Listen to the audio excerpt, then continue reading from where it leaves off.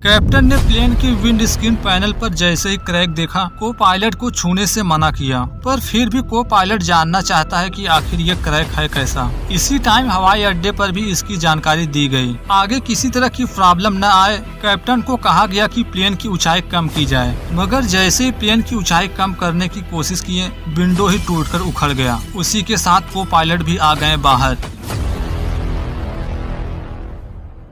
Story की शुरुआत हुई आज से मात्र 6 साल पहले 14 मई 2018 को चाइना के चोंगचिंग से। आज सुबह सुबह सिचुआन एयरलाइन फ्लाइट 8633 यहां से जाने वाली है लासा। सुबह 6:25 पर चोंगचिंग जांगवे इंटरनेशनल एयरपोर्ट से टेक ऑफ की। उड़ान के बाद कैप्टन के कहने पर को पायलट ने सारे चेकलिस्ट को वापस से चेक किया। पता चला सब कुछ नॉर्मल है। अगले 6 मिनट बाद प्लेन की ऊंचाई हो चुकी थी 6000 मीटर। इस टाइम प्लेन पहाड़ी एरिया में फ्लाई कर रहा था। ऐसे एरिया में कैप्टन को प्लेन को फ्लाई कराने का वर्षों का एक्सपीरियंस है। जिनकी उम्र थी 45 वर्ष। इन्हें पूरे एयरलाइन कैरियर में 11,400 घंटे का फ्लाइट एक्सपीरियंस है। कॉकपिट में 2 ही पायलट की जरूरत थी, पर इसके बावजूद एक तीसरे 33 वर्षीय को पायलट भी थे। प्लेन जैसे ही अपनी नियमित ऊंचाई पर पहुंची, कैप्टन ने इसे ऑटो पायलट मोड पर लगा दिया। ऐसा होते ही को पायलट कैबिन से बाहर चले गए। अब तक प्लेन बादलों के ऊपर जा चुकी थी।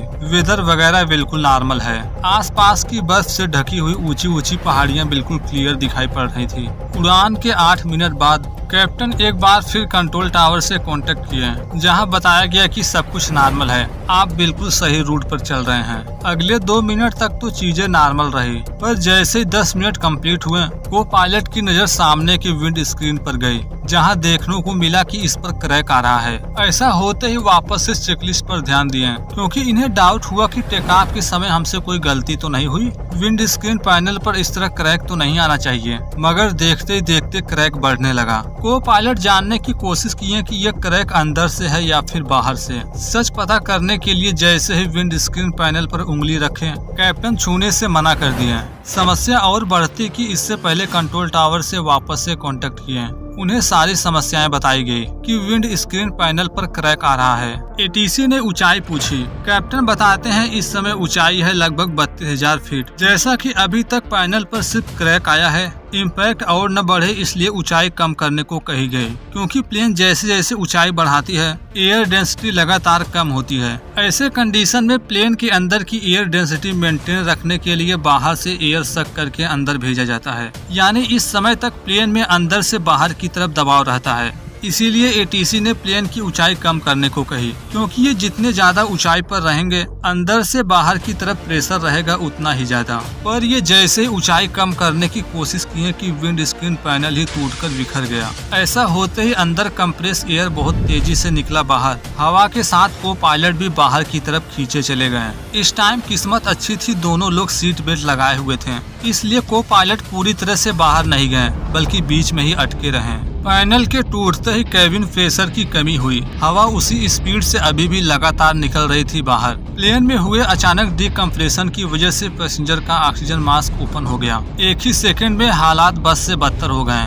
मगर अभी भी एटीसी कैप्टन से बात करने की कोशिश कर रही है, पर तेज हवाओं के बीच कुछ भी सुनाई नहीं पड़ रहा था। अनकंट्रोल डिकम्प्रेशन की वजह से कैप्टन को प्लेन को कंट्रोल करना मुश्किल हो रहा था। जैसा कि इस टाइम को पायलट प्लेन से बाहर हैं, इसलिए प्लेन की पूरी जिम्मेदारी है कैप्टन पर। उन्हें सबसे पहले प्लेन को कंट्रोल करना होगा, साथ ही साथ ऊंचाई भी कम करनी थी, क्योंकि अगले कुछ ही मिनटों में पैसेंजर का ऑक्सीजन भी खत्म हो जाएगा। अगर ऑक्सीजन न मिला तो अगले 40 सेकंड के अंदर ही सभी यात्री हाइपोक्सिया का शिकार हो जाएंगे। इस टाइम सभी 128 लोगों का जीवन था कैप्टन के हाथ में। इस टाइम कैप्टन किसी भी तरह ऑक्सीजन मास्क हासिल करना चाहते हैं, क्योंकि वे अभी भी बिना ऑक्सीजन मास्क के हैं। ऑक्सीजन मास्क सीट के पीछे बाईं ओर था, मगर इस बुरे कंडीशन में उनका दाहिना हाथ उस तक पहुंच ही नहीं पा रहा है, क्योंकि बायां हाथ था प्लेन के कंट्रोल पर। ऐसे कंडीशन में कैप्टन को पायलट को अंदर खींच भी नहीं सकते थे, पर जो हो सब कुछ करना था उन्हीं को।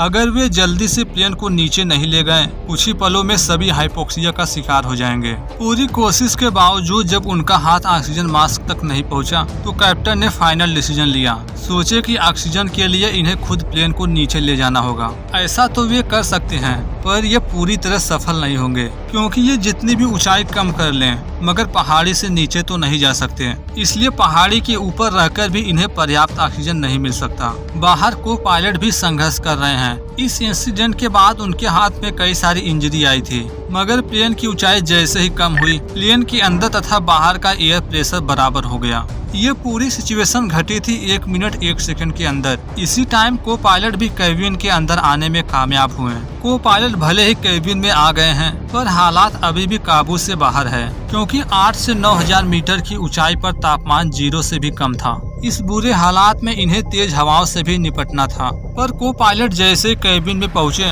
कैप्टन का पूरा ध्यान गया कि प्लेन को किसी भी तरह आसपास के रनवे पर लैंड कराया जाए। अभी के लिए प्लेन को सेफली रनवे पर लैंड कराना तो था ही, पर कहीं न कहीं कैप्टन ये भी सोच रहे थे कि अचानक से ये पैनल टूटा कैसे।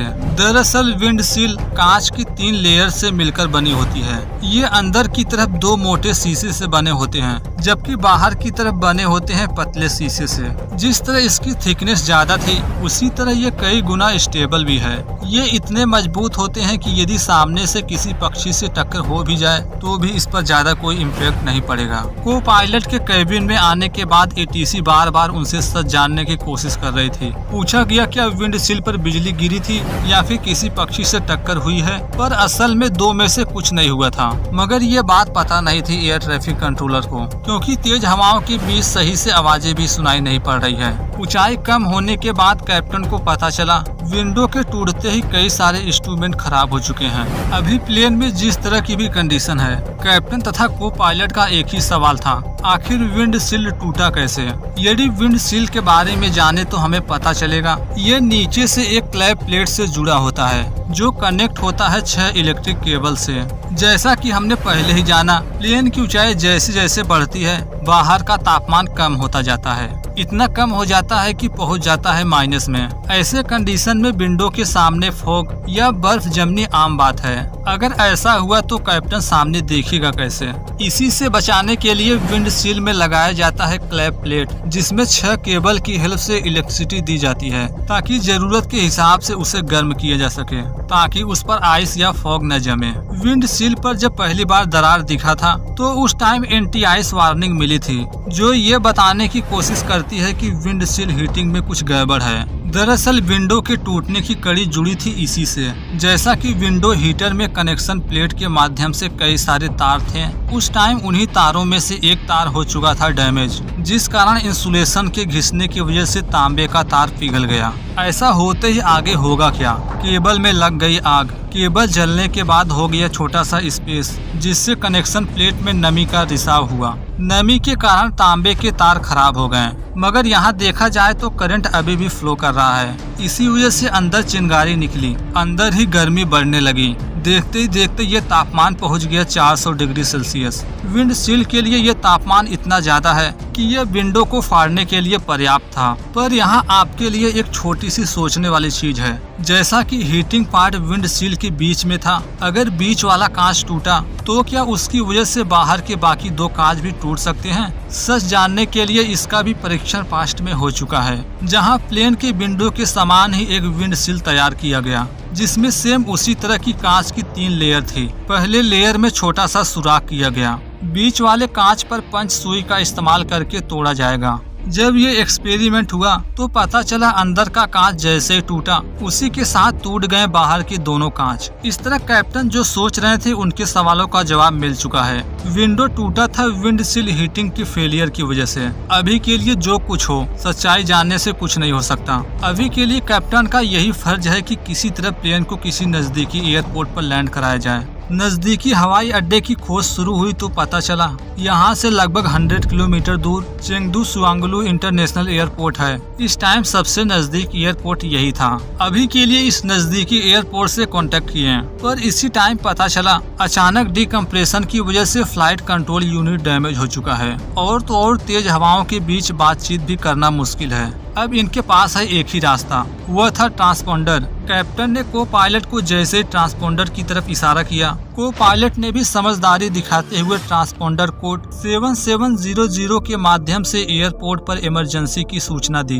इस टाइम तीसरे पायलट जो थे पैसेंजर के बीच हालात कुछ हद तक ठीक हुआ तो वे पहुंचे केबिन में। अभी भी कैप्टन का यही मकसद है कि प्लेन की ऊंचाई कैसे भी कम की जाए, पर जो हो ये पहाड़ी से नीचे नहीं जा सकते। यदि इन्हें और नीचे जाना है तो इलेक्ट्रॉनिक फ्लाइट बैग की जरूरत होगी, जिसमें कम ऊंचाई वाले क्षेत्र के लिए प्लेन के रास्ते के बारे में बताया जाता है। सही रास्ते का पता चलते ही प्लेन को नीचे ले जाना शुरू किए, जो बहुत ही जरूरी था क्योंकि अब तक इमरजेंसी ऑक्सीजन भी खत्म हो चुका है। आगे ये 150 मीटर पर मिनट की स्पीड से नीचे आना शुरू किए। जब प्लेन की ऊंचाई पहाड़ी से मात्र 4.5 किलोमीटर हुई, एयर होस्टेस सभी यात्रियों को सूचित की अब वे अपना ऑक्सीजन मास्क निकाल सकते हैं। यहाँ तक पहुंचकर ये डीकम्प्रेसर से भले ही बच गए, पर अभी भी हाइपोथर्मिया का खतरा था। जैसे जैसे समय गुजर रहा है ये लगातार एयरपोर्ट के नजदीक जा रहे थे।